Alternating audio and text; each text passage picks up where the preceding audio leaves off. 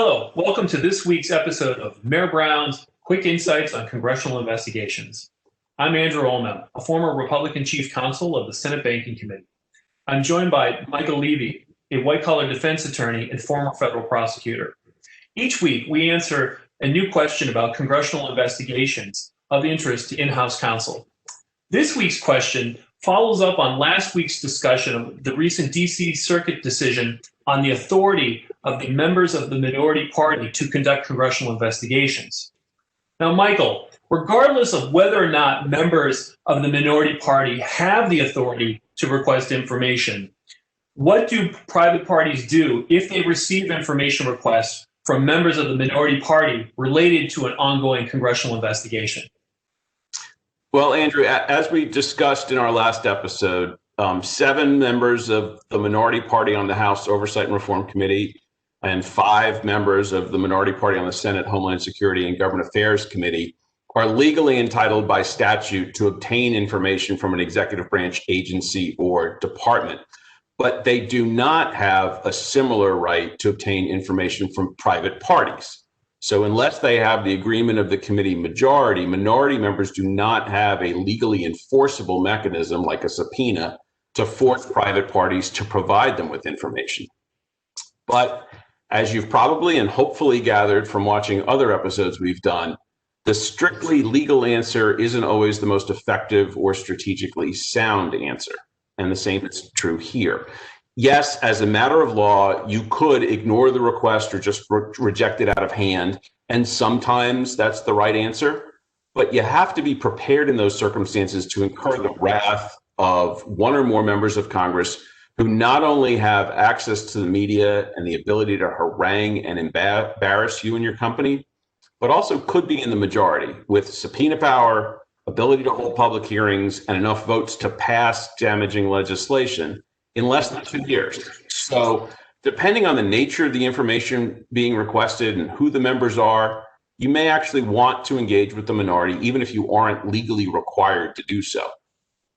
Obviously, if you do engage, you aren't going to want to turn over highly sensitive information or materials that could be harmful or embarrassing if taken out of context or misconstrued.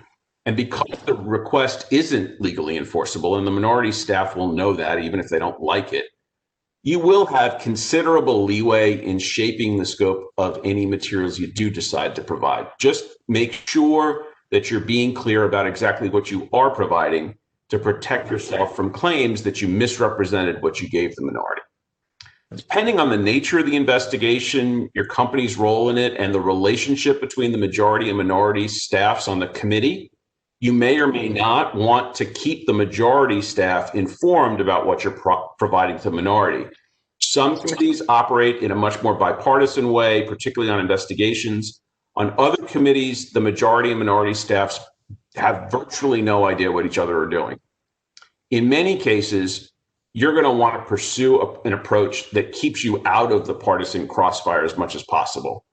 In other cases, you're going to be clearly supported by one side and clearly attacked by the other side. And if that's the case, you'll probably want to arm your supporters with as much as possible that's helpful. And to the extent you strategically can, limit what the other side knows about that. In cases where both parties are attacking you, your strategic options, unfortunately, are going to be much more limited, which is a challenge we'll discuss in a future episode. So, Andrew, you don't legally have to provide the minority with anything. If you do, be careful about how you scope the production and think carefully about how you interact with both sides. Danger lurks in lots of places, both immediate and down the road.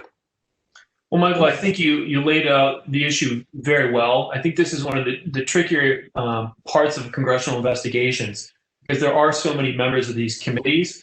And at the end of the day, from the former congressional staff's perspective, each member's staff, whether or not they're actually committee staff or personal staff, are trying to make sure that their bosses have all the information necessary they need to do their jobs for the members to make good decisions on the congressional investigation. So naturally, there's a strong temptation by members of the staff to really go out and get additional information for their bosses. But it does raise this issue and really can put private parties in a very complex situation. I think my own advice is that any request that a private party gets should always be treated with respect and due consideration. Showing that type of respect, even if you're not able to totally comply with the request from a staffer or a member of Congress, usually goes a long way of building goodwill and potentially resolving the information requests in a way that's satisfactory to the private party. So. Yeah, I think a little respect can go a long way when you deal with just about anybody, and Congress is no exception. Yeah. So, well, that's this week's episode of Quick Insights on Congressional Investigation. If you'd like to see any of our prior episodes, they can be viewed at mayorbrown.com/congressional investigations videos. Thanks for joining us, and we'll see you next week.